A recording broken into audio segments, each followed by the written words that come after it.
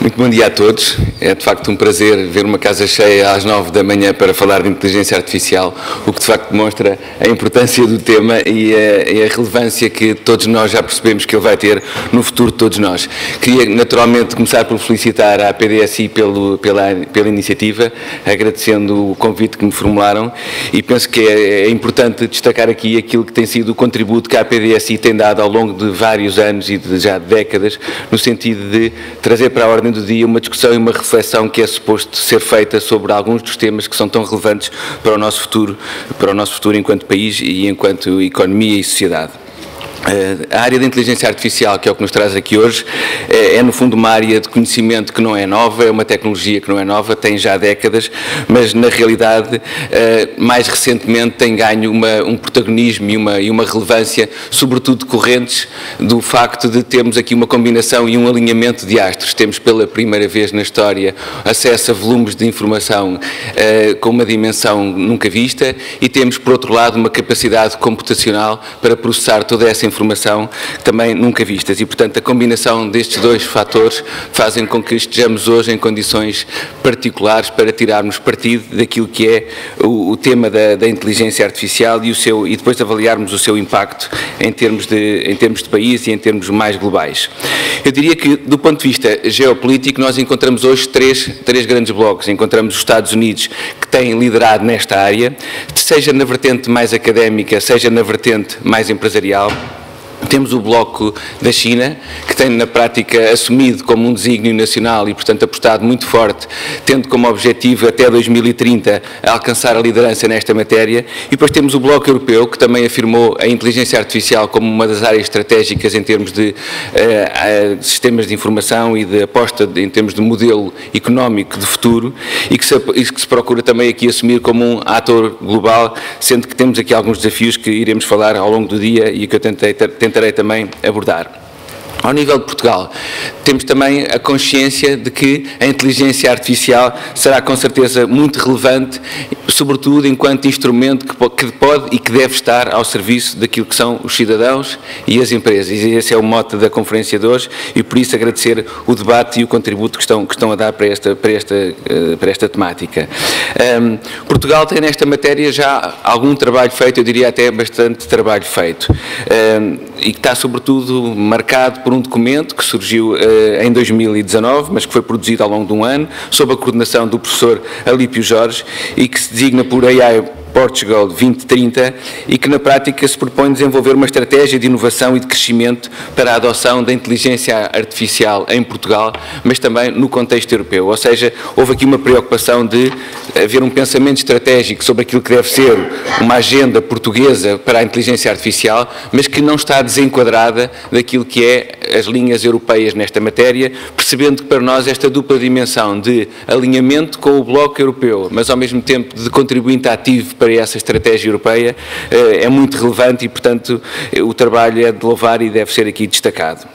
E ele deve ser também destacado porque ele foi um exemplo de coordenação entre várias entidades, desde logo a FCT, a ANI, a Ciência Viva, a AMA. Todas estas entidades se juntaram no sentido de produzir este documento que, no fundo, traduz este alinhamento entre Portugal e a agenda e a estratégia europeia neste domínio, que na prática está vertida naquilo que é o AI Action Plan da Comissão Europeia. Portanto, vemos aos mais diferentes níveis, nacionais e europeus e internacionais, a produção de documentação e de estratégias que na prática pretendem definir aqui uma framework de base onde o tema da inteligência artificial possa ser discutida. Para nós, este documento que vos falei é importante porque, sobretudo, nos permite criar aqui um primeiro enquadramento do tema, mais institucional, mais estruturado, apresenta-nos, de facto, uma visão de futuro sobre o que é que pretendemos para esta área e define um conjunto muito claro de objetivos e de ações globais que depois teremos que, a partir de agora, concretizar e trabalhar. Portanto, eu diria que ele é, na prática, uma sólida base de trabalho para que nós possamos, a partir daqui, como ponto de partida, desenvolver a nossa estratégia, mas eu diria que é chegado o momento, e isto sente também ao nível europeu, de que mais do que estratégias precisamos agora de planos de ação assentes em medidas concretas, em objetivos que estejam quantificáveis, na identificação daquilo que devem ser as fontes de financiamento destes mecanismos, e não nos esqueçamos que sem dinheiro e sem investimento não é possível nunca fazer nada. Estão identificados atores, e temos que identificar atores e responsabilidades, quem ficará responsável pelo quê, e sobretudo teremos que ter também uma dimensão que muitas vezes nos esquecemos, que é a dimensão da monitorização deste tipo de alterações e deste tipo de programas, no sentido de darmos transparência, de partilharmos a informação e de percebermos onde é que estamos neste processo evolutivo. Em Portugal, eu diria que a inteligência artificial deve ser olhada não como um aspecto à margem ou de forma individualizada e avulsa, mas deve sim estar integrado naquilo que nós chamaremos um plano de ação para a transição digital. Ele constitui, de facto, a inteligência artificial constitui, de facto, o que nós consideramos um eixo catalisador da transição digital e, portanto, ele deve ser integrado naquilo que nós chamamos de plano para a transição digital e que deverá ser aprovado no próximo mês de março. E o plano é basicamente composto por 3 grandes pilares. Um pilar de pessoas, muito focado naquilo que é a capacitação digital das pessoas e que, no caso da inteligência artificial, implicará uma formação específica vocacionada na capacitação da nossa população aos mais diferentes níveis para aquilo que são competências específicas em inteligência artificial. Teremos que olhar para as empresas, percebendo que, quer ao nível do empreendedorismo, naquilo que são as novas empresas que estão a nascer já de base digital e que terão que ajustar os seus modelos de negócio para aquilo que é um contexto do digital, mas tirando partido daquilo que é o potencial da inteligência artificial, e depois também teremos que olhar para a administração pública como uma área específica em que a inteligência artificial abre novas oportunidades de relacionamento, de interação com o cidadão, de exploração de todo o ativo de dados e de informação e de conhecimento de que o Estado é proprietário, ou pelo menos que domina esse conjunto de ativo de informação. E, portanto, a estratégia de IA deve, no fundo, contribuir e receber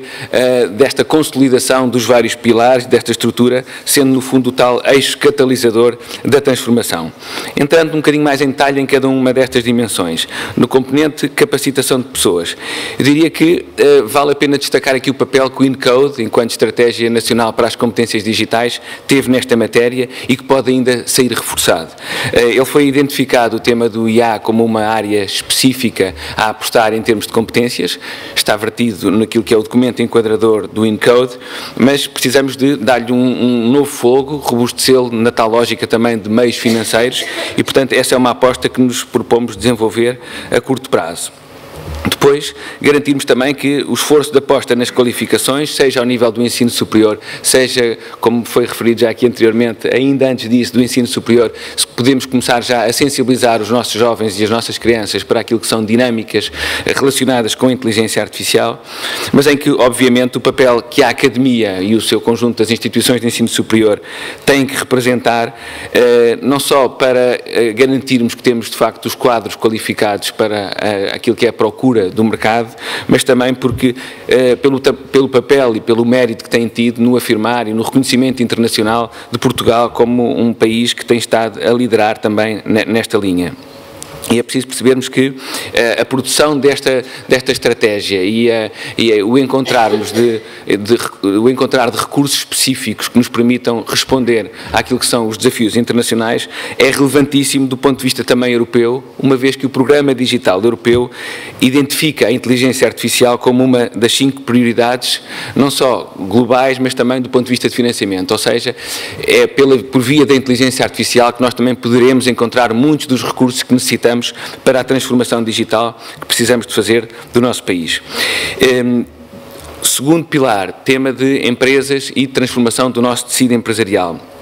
É hoje claro para todos que temos já, no fundo, dois tipos de empresas, aquelas que já perceberam o potencial, que já embarcaram na transição digital e que já estão, em alguns casos, a incorporar inteligência artificial nos seus modelos de negócio, mas há ainda uma grande parte destas empresas que ficaram aquém e que estão agora a iniciar esse processo. E, portanto, o nosso papel, enquanto promotores de políticas públicas, terá que ser o de divulgar estas estratégias e de colocar à disposição das nossas empresas ferramentas e instrumentos, não só financeiros, mas também de mecanismos de formação e de transformação e de capacitação das pessoas, para que seja possível a estas empresas e ao nosso tecido empresarial fazer esta transformação. Eu destacaria aqui duas medidas que eu julgo que serão relevantes e que poderão ajudar neste processo. Uma delas tem a ver com a criação de um novo conceito de zonas livres tecnológicas, onde nós pretendemos criar contextos específicos de experimentação e de inovação. E, portanto, o objetivo é, em áreas altamente reguladas, como, por exemplo,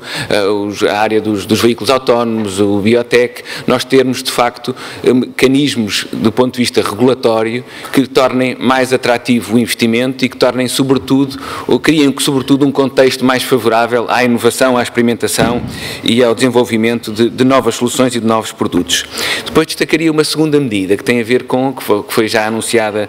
dia 27 de janeiro, e que tem a ver com o estímulo ao emprego no interior, à valorização do interior como mecanismo de coesão territorial, mas numa vertente também digital. Ou seja, estão hoje criadas condições para que novas empresas e empresas que já existam hoje na faixa litoral se possam deslocar para o interior, desde que essa aposta seja feita na criação de novos postos de trabalho, que são fortemente apoiados e que devem ter uma componente digital bastante significativa. E, portanto, também por essa via queremos combater um país a duas velocidades e em que o digital pode ser exatamente esse instrumento de transformação. E temos hoje já também inúmeros casos de empresas de sucesso, quer dizer, a inteligência artificial não é uma coisa futurista, é uma coisa presente, existe e temos casos de sucesso em Portugal. Eu destacaria alguns exemplos em áreas muito diversas, a Unbabel na área da tradução, a Heart Genetics na área da genética mais ligada ao cardio, a Topdesk na área dos call centers, a Feedzai, presente no mercado dos Estados Unidos na área da fraude financeira e bancária, ou a Expandit na área do Big Data.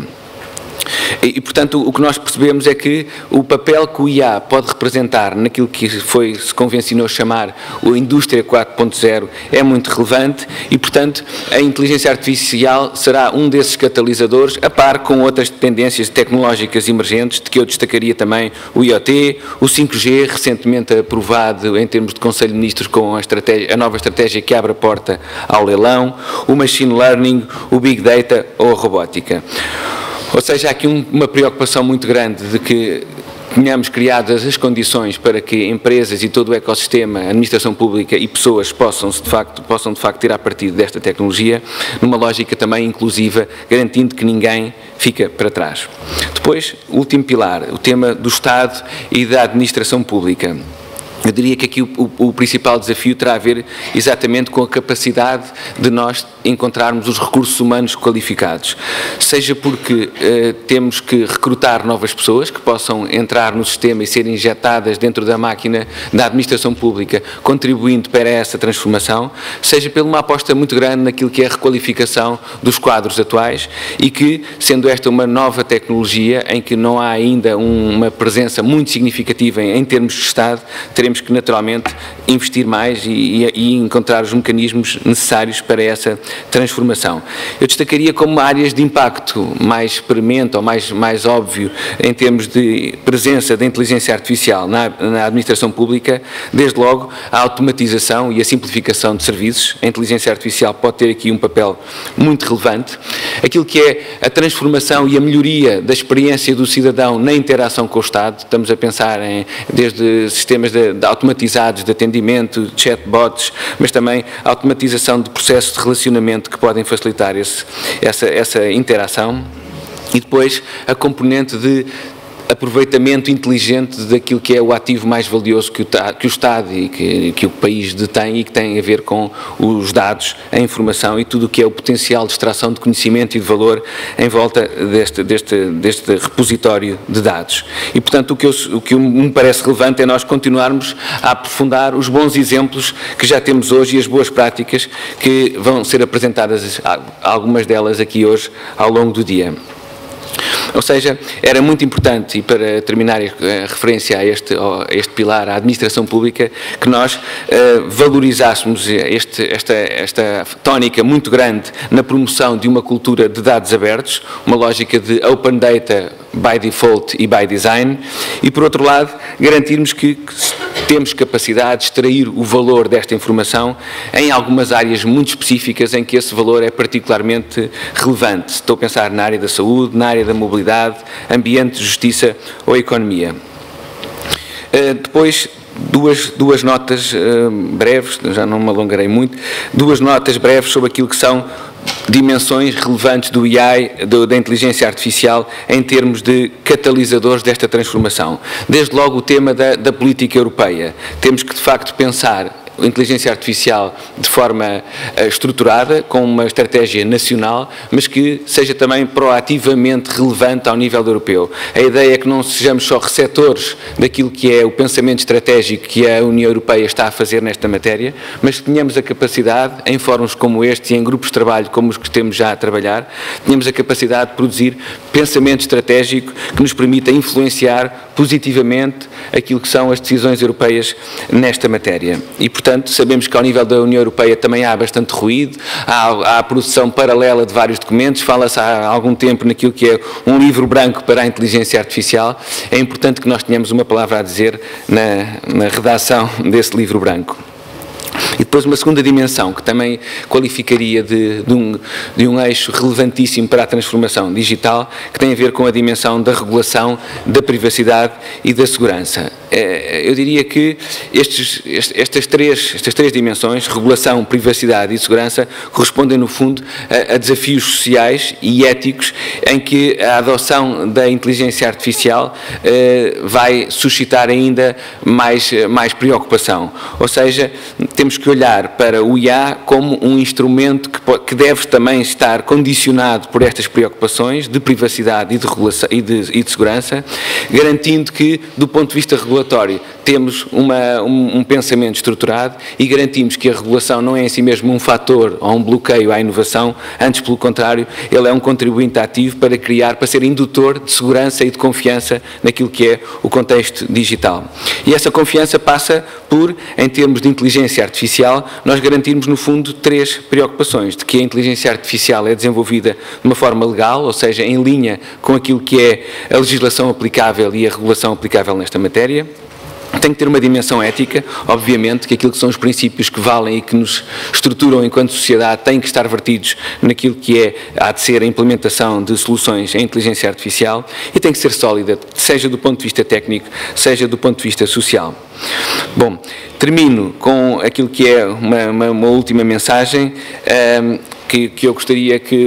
a inteligência artificial fosse percepcionada não tanto como uma preocupação, mas como um desígnio nacional que esteja no fundo ao serviço de um objetivo maior, de um propósito, ou seja, seja a transição digital, seja a inteligência artificial em concreto, elas não devem ser olhadas como um objetivo em si mesmo, mas devem ser olhadas como instrumentos que estão ao serviço de um propósito maior. No nosso caso, de um propósito de transformação do nosso país, do nosso modelo de desenvolvimento económico, numa lógica inclusiva e de projeção de Portugal no mundo. Por outro lado, é importante que o desenvolvimento e a competitividade que pretendemos promover com base no digital e na inteligência artificial ocorra de uma forma que eu diria que deve ser sustentável, que deve ser económica, social e eticamente responsável. Era tudo. Muito obrigado e bom dia.